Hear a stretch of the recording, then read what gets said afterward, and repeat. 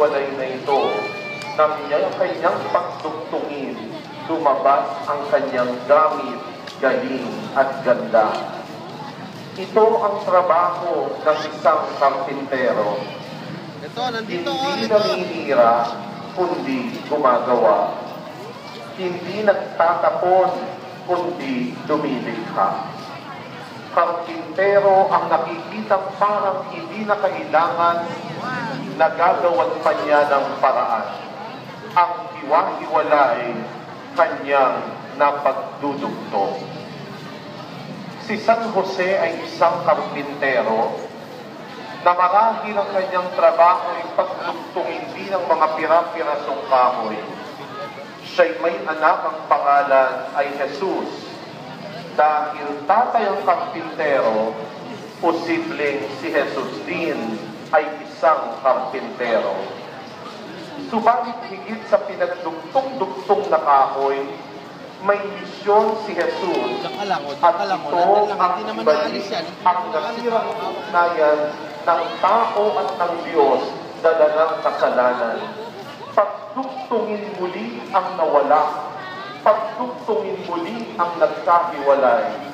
At bilang pagdurugtong na ito, si Jesus na karpintero, hindi lang pinagdugtong ang mga kahoy sa kahoy, kundi upang mailigtas ang tao at mapanumbalik muli ang nagkahiwalay na ugnayan. Ang dinugtong niya sa kahoy ay ang kanya mismo mga kamay. Ako ay may lobo. Ang kamay ang pinakok sa kahoy, ang karpinterong yumakap sa krus upang mailigtas ang sambayanan. Ito ang layunin ng Diyos. Pagdugtungin ang magkakahiwalay, buuin ang nasira, pagbalikin ang nagkawalay at nagkalayo. Magandang tanong sa atin ngayon.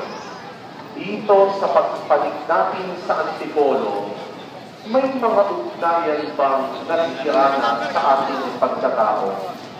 Sa ating paglalakbay bilang isang nabubuhay sa mundo, mayroon na ba tayong natapakan, nakisot, pinati, hiniwalayan?